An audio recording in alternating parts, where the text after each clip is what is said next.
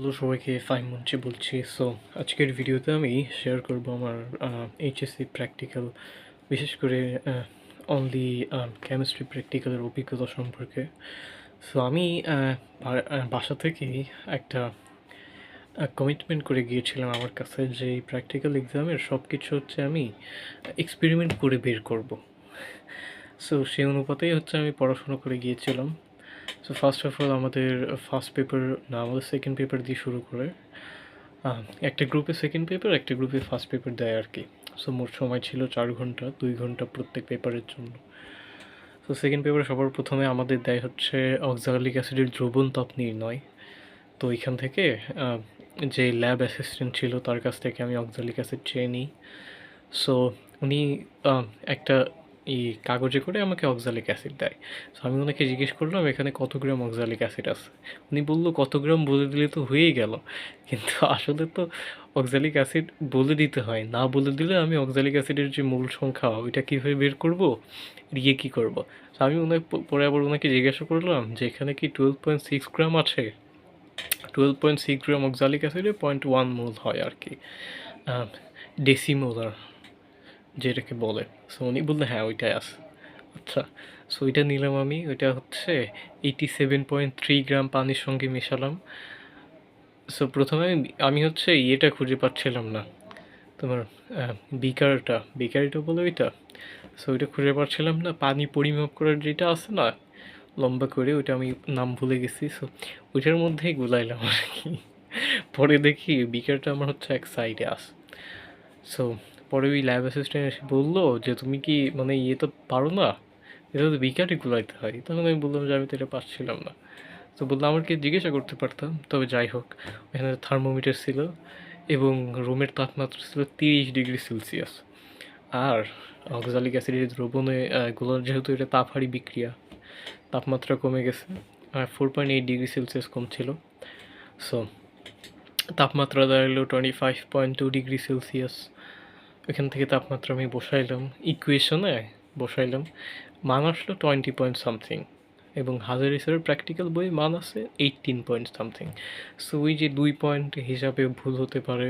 Oxalic অ্যাসিডের তাপমাত্রা বলে তাপমাত্রার যেই টেম্পারেচার যেটা, ওইটা থার্মোমিটারের কারণেও ভুল হতে পারে, অথবা অক্সালিক অ্যাসিড সম্পূর্ণরূপে মিশতেও না পারে, অথবা অক্সালিক অ্যাসিডের পরিমাণ কম হইতে পারে। সো ওই 2 ডিগ্রি সেলসিয়াস, সরি 2 কিলোজুল তাপমাত্রা এদিক সেদিক হয়েছে। সো উনি আবার আমাকে জিজ্ঞেস করলো যে তোমার অ্যান্সার কত আসছে। আমি বললাম 20 কিলোজুল।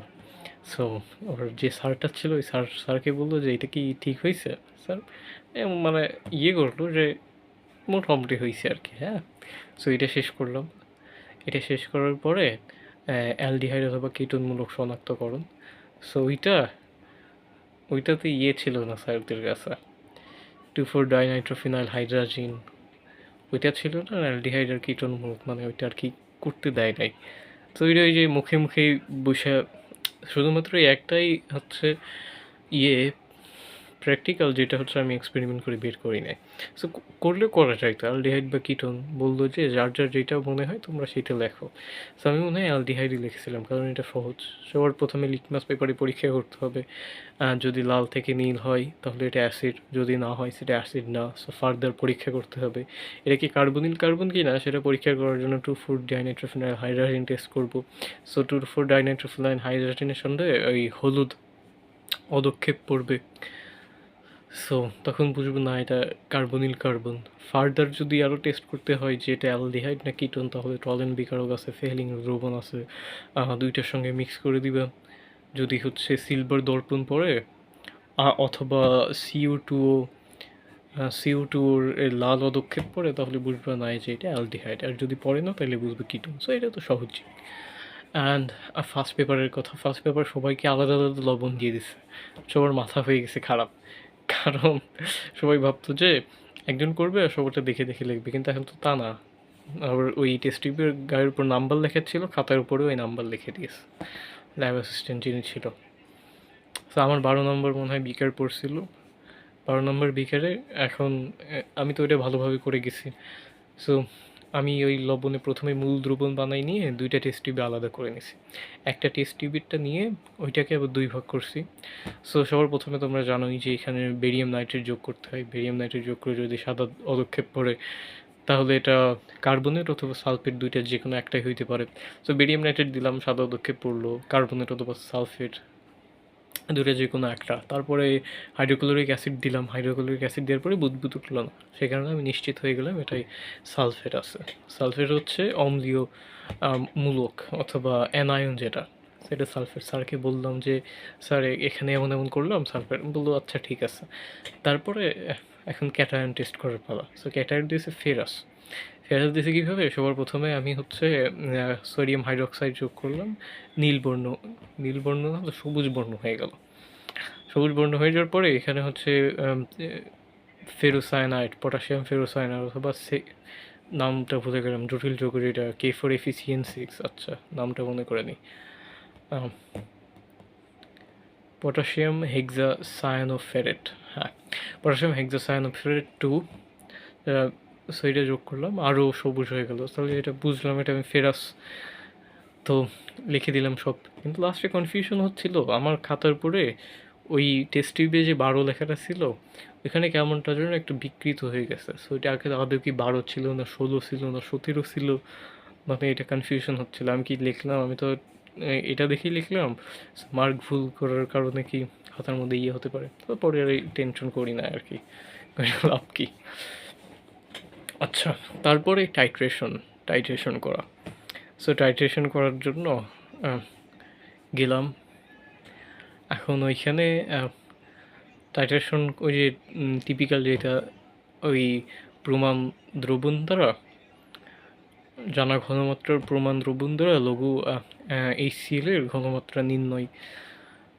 সো ওইখানে হচ্ছে আমাদের 5 মিলিলিটার 5 মিলিলিটার Na2CO3 অথবা ওটার নাম কি সোডিয়াম কার্বনেট দিয়েছিল 0.5 মিলিলিটার, এবং ওইটার মূল সংখ্যা ছিল 0.1 মোলার। সো এবং বড় একটা সো মিথাইল অরেঞ্জ প্রথমে যোগ করলাম। যোগ করার পরে এই লঘু HCl ওর মধ্যে ঢালতেছে। তো এই HCl এর ঘনমাত্রা এতই লঘু ছিল যে ঢেলেই যাচ্ছে। সো অ্যারাউন্ড 11 পয়েন্ট সামথিং দেওয়ার পরে কী হইলো ওইখানে একটু বেগুনি কালার হয়ে গেল। সো এটা 2বার করলাম আর কি।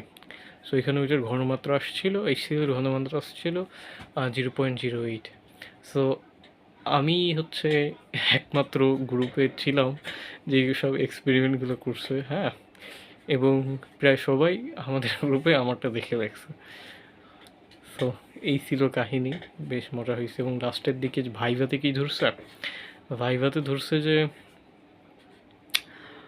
হ্যাঁ অক্সালিক অ্যাসিডের সংকেত দাও, অক্সালিক অ্যাসিড ভৌত গঠন কেমন, এই দূর থেকে দেখলাম আমাকে প্লাস দিয়ে দিল। সো বাসায় চলে আসলাম। এই ছিল কেমিস্ট্রির। অন্যগুলোরটা বলবো না, অন্যগুলোরটা দুধ ভাত ছিল। তো ওই বায়োলজি তো অনেক কঠিন ছিল, বায়োলজি প্র্যাকটিক্যাল বিশেষ করে। তো এটা না হয় আরেকদিন বলবো। বাই।